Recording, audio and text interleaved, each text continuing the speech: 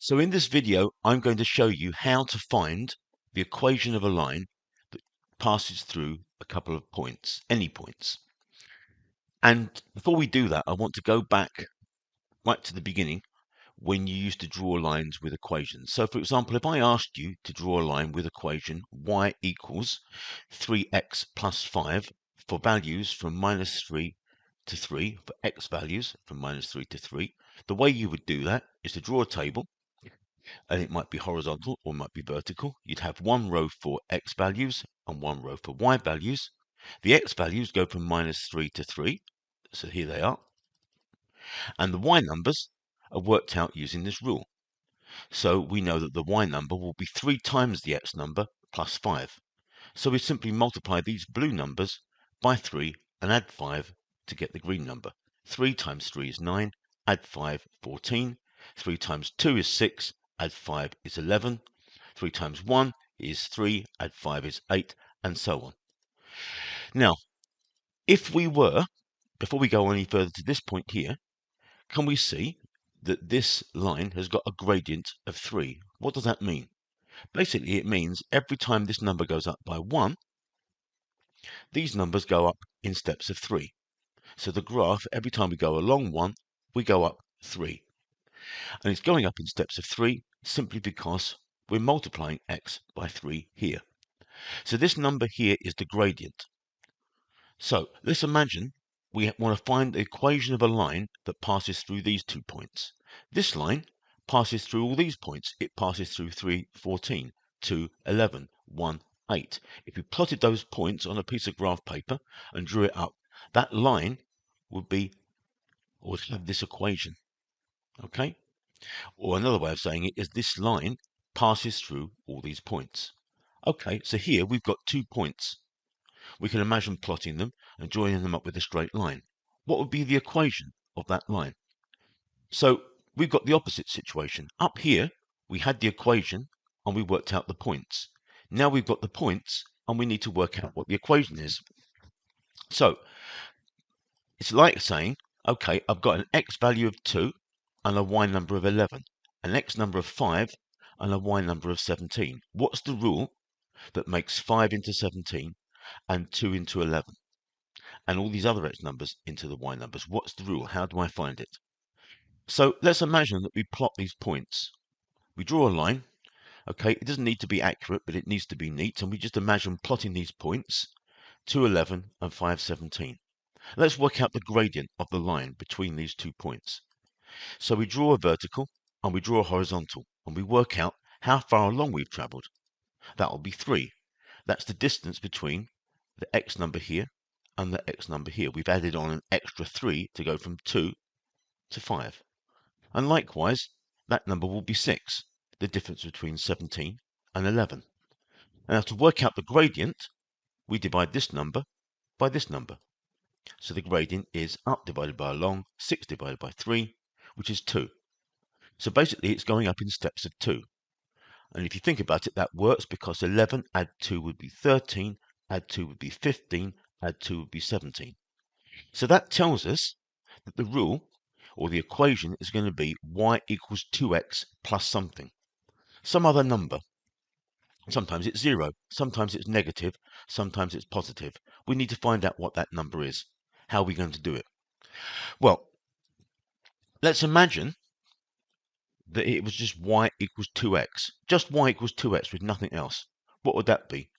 Well, when x is 2, 2x would be 4. But the actual answer needs to be 11. So what do I need to add to 4 to make it into 11? I need to add on an extra 7. And that's what my C number is. So y equals 2x plus 7. 2 times 2 makes 4. Add 7 makes 11. And my rule is y equals 2x plus 7. And you can see, just as a check, that it works here. 2 times 5 is 10. Add 7 is 17. So the bit that we add is the bit that we need to add on or subtract to make it work. Let's look at another question. Find the equation of the line that passes through -110 and 312. So once again, we've got -1, 10, and 3, 12. And we're trying to work out a rule that makes 3 into 12 that also makes minus 1 into 10, the equation of the line. So once again, imagine drawing a line, plot those points, just as a diagram, and work out how far up you go and how far along you go. For the along, we've gone from minus 1 to 3, so that's a difference of 4. For the up, we've gone from 10 to 12, and that's 2. So the gradient this time will be the up number divided by the along, which is 2 divided by 4, which is 0.5. So what does that tell us? It tells us that the equation is y equals 0.5x and something. Okay, because this number is always the gradient. And we can see that works because 10 going up in steps of 0.5 would be 10.5, 11, 11.5, 12. So that makes sense. But we need to work out a rule. So what is C? What extra do we need to add or subtract to make this rule work? Well, once again, if it was just y equals 0.5x just on its own, what would it be when x is minus 1? Well, that would be 0.5 lots of minus 1, so it would be minus 0.5. But I need the answer to be 10, so I need to add on an extra 10.5. So that's what my C number is.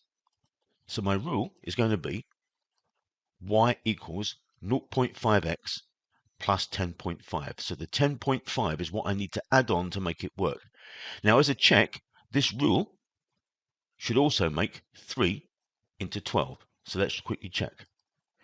3 lots of 0.5 or 0.5 lots of 3 is 1.5. And then if I add on 10.5, I get 12. So this rule makes 3 into 12. So the rule makes 3 into 12. It makes minus 1 into 10. I've got my equation of the line. Let's do one more. Find the equation of the line that passes through 1, 3, and 3, 9. So, once again, we've got 1, we've got 3, we've got 3, and we've got 9. So 1, 3 here, 3, 9 here. Draw the line, plot the points, work out the up and the along. The along is 2, difference between 1 and 3, and the up is 6, the difference between 3 and 9. My gradient is up divided by along, that's 6 divided by 2, it's 3. So that tells me what the gradient is, and it tells me the x number. So it's y equals 3x plus c. What does c need to be?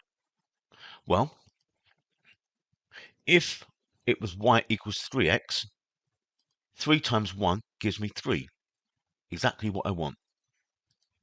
So in that case, I don't need to add anything on. C doesn't need to be anything. So it can just simply be y equals 3x. I don't need to add or subtract anything. Y equals 3x works. And just as a check, I can see that 3 times 3 makes 9. Okay, so the rule is working. One last one, when the line goes down. So once again, we're finding the equation of the line that passes through 1, 8 and 3, 4. So imagine we've got a table of values. You don't need to draw this table, but just to picture it. And we've got 1, 8, x is 1, y is 8, and 3, 4, x is 3, y is 4. So there's a line. I know it goes down because the y number's gone from 8 to 4. It's gone down in value. So I draw a line that goes down. I plot the points. And once again, I work out the along and the up. This time, the x number is 2, the difference between 1 and 3. But the y number is negative 4 because I've gone down. It's not 4 up, it's 4 less. So it's going down. So it's minus 4. But I still work out the gradient in the same way. It's simply up or down divided by along. So that's minus 4 divided by 2. And that gives me negative 2. So that's my gradient. And therefore I know that the x number is going to be minus 2. So my equation is going to look something like minus 2x add something. And I need to find out what that something is. So let's imagine that we had y equals minus 2x on its own. What number would I get? Well, 2 times 1 is 2, so minus 2 times 1 is minus 2. What do I need to add on to minus 2 to make it into 8? I need to add on 10. So my rule is going to be y equals minus 2x plus 10. And then I just need to check that it works here. Does this rule also make 3 into 4? Well, minus 2 times 3 makes minus 6. And then if I add on 10, I get 4. So my rule is working. It's made 1 into 8. It's made 3 into 4. I've got my rule. And that's the equation of the line.